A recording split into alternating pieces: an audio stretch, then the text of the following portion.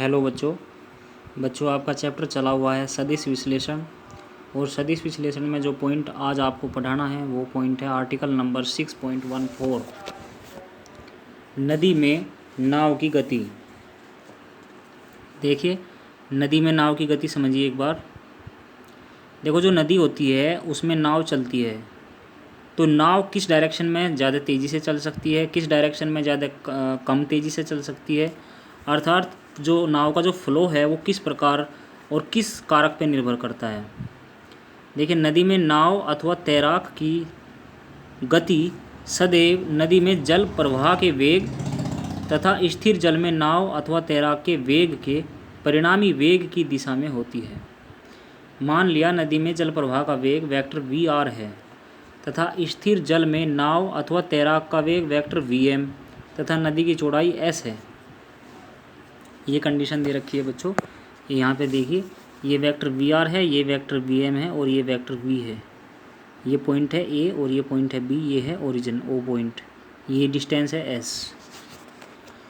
तो नंबर 1, नाव अथवा तैराक द्वारा नदी को लघुत्तम मार्ग से पार करना, अर्थात छोटे रास्ते से, शॉर्टेस्ट पाथ।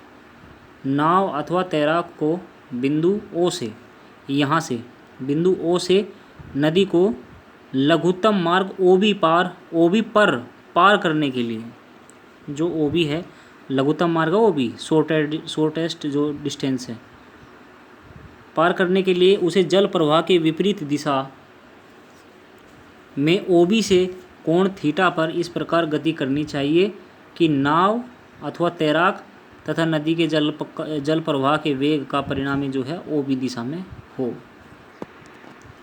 चित्र 6.38 से जो ये डायग्राम हमें दे रखा है, त्रिभुज OBA, यहाँ पे एक त्रिभुज बन गया OBA में साइन थीटा बराबर होता है VR/VM, अथवा यहाँ से थीटा की वैल्यू हो जाएगी साइन इनवर्स VR/VM। तो नाव अथवा तैराक तथा नदी के जल प्रवाह का परिणामी वेग जो होगा V बराबर वो हो जाएगा √VM² - VR², और नदी को पार करने में लगा समय T बराबर हो जाएगा S/V बराबर S/V की वैल्यू ये रख ली जाएगी यहाँ पे √VM² - VR²। कुछ पॉइंट्स भी हैं बच्चों इसमें एक्स्ट्रा, ये भी देख लीजिए। यदि VR > ≤ VM हो तब नाव अथवा तैराक कभी भी नदी को लघुत्तम मार्ग से पार करके बिंदु B पर नहीं पहुंच पाएगा, क्योंकि यदि VR बराबर VM हो गया तो साइन थीटा की वैल्यू 1 हो जाएगी, तो फिर पॉसिबल ही नहीं हो पाएगी इस प्रकार की कंडीशन, तथा थीटा बराबर 90 डिग्री होगा। इस स्थिति में नाव अथवा तैराक नदी के जल प्रवाह की दिशा के लंबवत गति करेगा तथा जल प्रवाह के वेग के कारण उसका बिंदु B पर पहुंचना असंभव होगा। नेक्स्ट पॉइंट है बच्चों VR > VM, तो साइन थीटा > 1, तो थीटा के किसी भी मान के लिए साइन थीटा का मान 1 से अधिक संभव नहीं है। अतः यदि नदी के जल प्रवाह का वेग नाव अथवा तैराक के वेग के बराबर या उससे अधिक है तो नदी को लघुत्तम मार्ग से पार कर ठीक विपरीत बिंदु पर पहुंचना संभव नहीं है। नेक्स्ट पॉइंट है नदी को न्यूनतम समय में पार करना। देखिए नदी को न्यूनतम समय में पार करने के लिए नाव अथवा तैराक को नदी में जल प्रवाह की दिशा के लंबवत OB दिशा में गति करनी चाहिए। अगर न्यूनतम समय में पार करना, नाव नदी के दूसरे किनारे पर नदी के प्रवाह के कारण X क्षैतिज दूरी तय कर थीटा कोण बनाते हुए बिंदु A पर पहुंचती है। तो हम चित्र देखते हैं, चित्र 6.39 के अकॉर्डिंग। इसका डायग्राम बच्चों यहाँ पर दे रखा है, चित्र 6.39।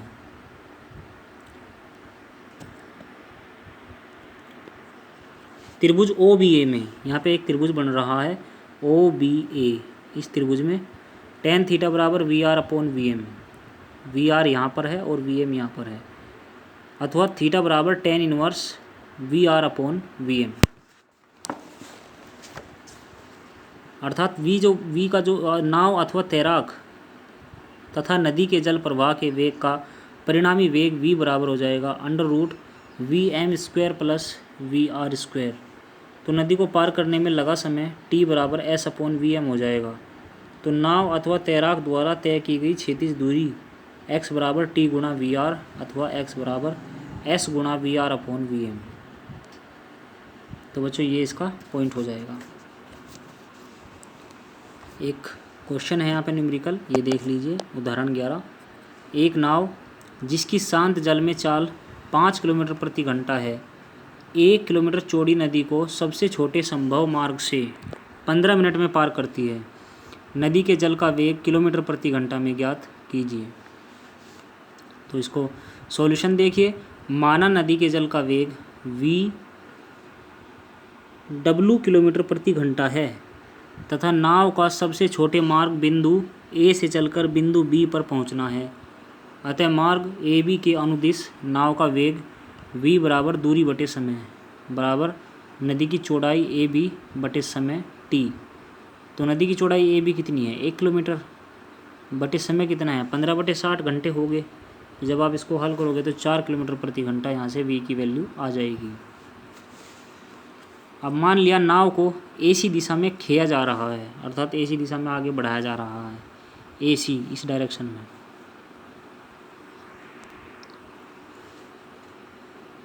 जिसमें इसका वेग u बराबर 5 किलोमीटर प्रति घंटा है तथा नदी के जल का वेग VW CV की दिशा में कार्य करता है।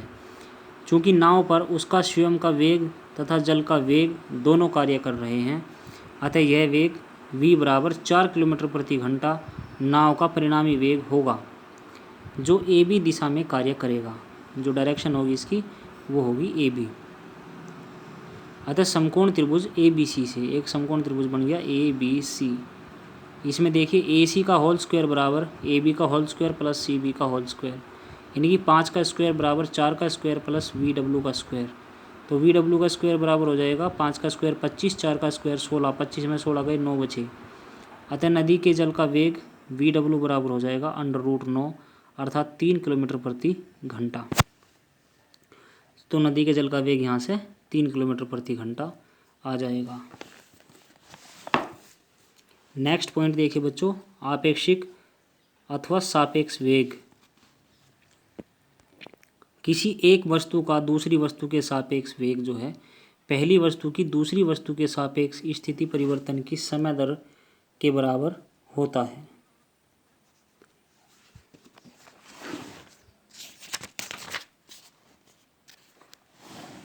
देखिए, यदि दो वस्तुएं A तथा B क्रमशः वेक्टर VA और वेक्टर VB वेग से गतिमान हैं, तब वस्तु A का वस्तु B के सापेक्ष वेग जो होगा वो होगा वेक्टर VAB बराबर vector VA minus vector VB, अर्थात vector VA plus of minus vector VB। तो यदि वस्तु A तथा B की गति की दिशाओं के बीच का कोण थीटा हो, तब वेक्टर VA तथा माइनस वेक्टर VB की दिशाओं के बीच का कोण 180 डिग्री माइनस थीटा होगा। अतः वस्तु A का वस्तु B के सापेक्ष वेग सदिश वेक्टर VA तथा वेक्टर VB के अंतर के बराबर होगा। एक वेक्टर VA है, एक वेक्टर VB है, इन दोनों के अंतर के बराबर। चित्र 6.41 का B पार्ट है इसमें। ये यहाँ पे VA यहाँ पर है और यहाँ पर VB यहाँ पर है, इन दोनों का अंतर होगा ये। इसमें समांतर चतुर्भुज OPSQ' के विकर्ण OS द्वारा प्रदर्शित इसे किया गया है। तो वस्तु A का वस्तु B के सापेक्ष वेग का परिमाण VAB बराबर हो जाएगा √VA² plus VB² plus 2VAVB कोस 180 डिग्री माइनस थीटा बराबर √VA² plus VB² minus 2VAVB कोस थीटा। यदि सदिश वेक्टर VAB सदिश वेक्टर VA से फाई कोण बनाए तब tan फाई बराबर VB sine 180 degree minus theta upon VA plus VB cos 180 degree minus theta, अर्थात ये वैल्यू हो जाएगी VB sine theta upon VA minus VB cos theta. ठीक है बच्चों, तो इस प्रकार से tan फाई की वैल्यू यहाँ से ये आ जाएगी। नेक्स्ट पॉइंट है वर्षा का सापेक्ष वेग, यहाँ से आपको बाद में पढ़ाया जाएगा।